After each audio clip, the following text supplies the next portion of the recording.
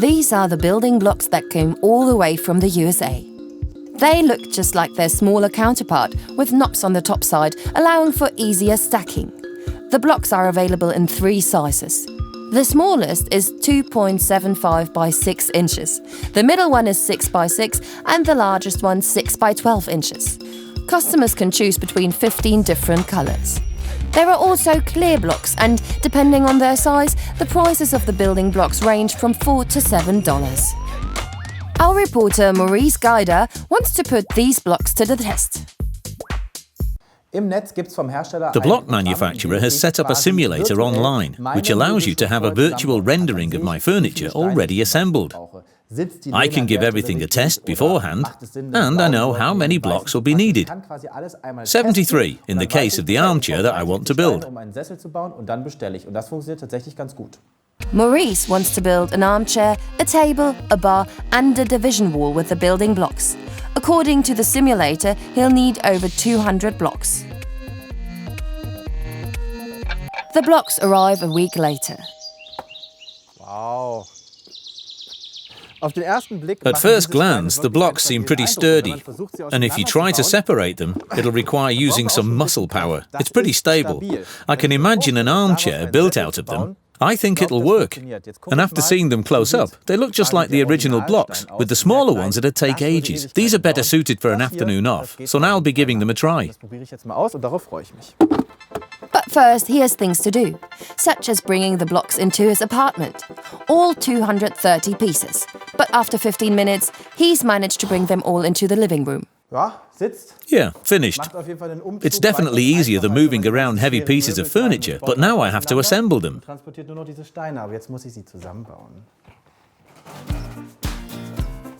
Let's start with the most simple one, the division wall. Maurice wants to separate the kitchen from the entrance area with it. He places the bricks in a pattern that ensures for gaps in between the blocks, allowing daylight to shine through. Only a few more blocks are missing until the partition is finished. It took very little time. So, that's the last block. It was really fun, and it kind of wakes up the child within. You can build whatever you want with large blocks, and importantly, you can do so faster than with normal furniture. It took me 15 minutes. I just wonder a bit how stable it really is. And how do I fix it to the wall now? Do I screw it in or what? An angle bracket will be needed there. But first, the building continues. And now, an armchair. Maurice goes for on pastel tones. We'll assume it's a matter of taste. In contrast to the division wall, he'll have to stick to the plan. But it doesn't look really cozy at all. The seat is ready.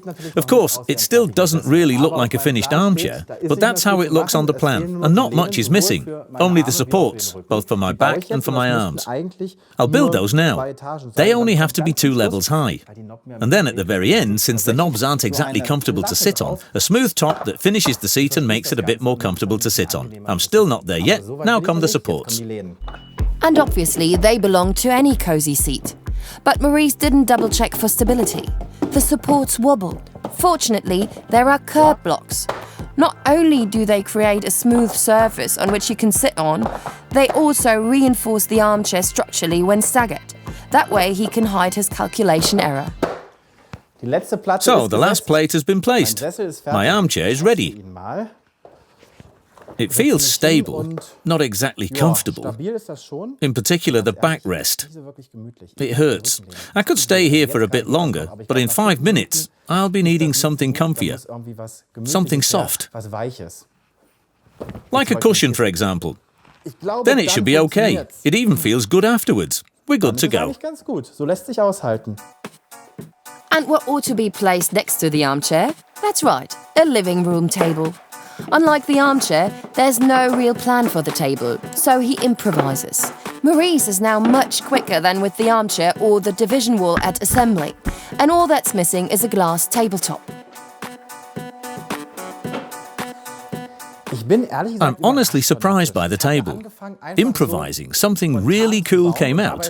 It really goes well with the division wall and the armchair. And it's even functional. I can just lay the remote right in here. I would never do this. The only thing missing is the highlight of the room, the bar. Maurice has to find the right blocks and assemble them. He first places a double row of blocks and then a fixating piece. After all, the bar shouldn't tip over at parties. You have to make sure the bar actually holds together. It took me a bit to figure it out at the start.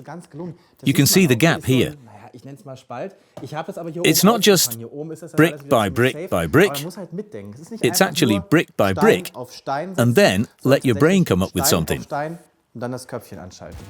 It's not that easy in the end, but it only took 20 minutes to set up, and without any tools, drills or nails. The last brick is in place, but that's not entirely true. The big highlight, the transparent bricks with their own lighting, are still on their way. But first, I'll take a little break and Skype with the creator of these blocks, Arne Rosen, who's now based in New York. Wow, there you are.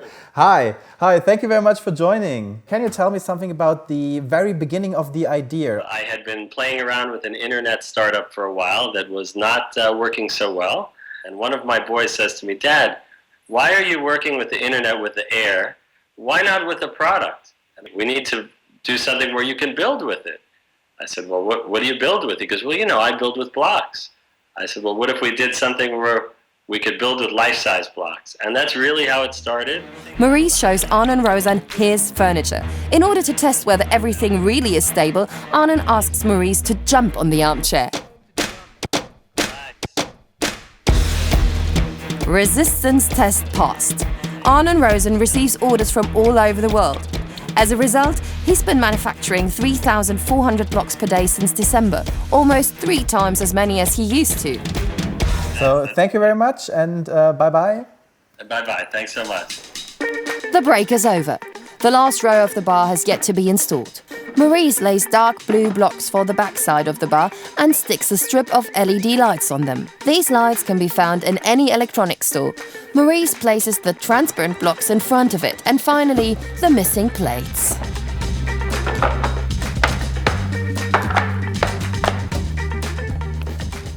And here you have it, my own bar, finished. And it looks pretty cool. Of course, it was a bit more expensive than a normal bar at a furniture shop. It cost $650, but this one has a huge advantage. It can be moved. I can disassemble it, take it to a party somewhere else, or even go out into the open with it. And if I get bored of having it around, I can just make a new armchair out of it. The possibilities for creativity with fast furniture are almost unlimited. It isn't exactly cheap, however. Maurice had to pay around $1,350. The Minecraft look may be a matter of taste, but the building blocks are definitely an eye-catcher.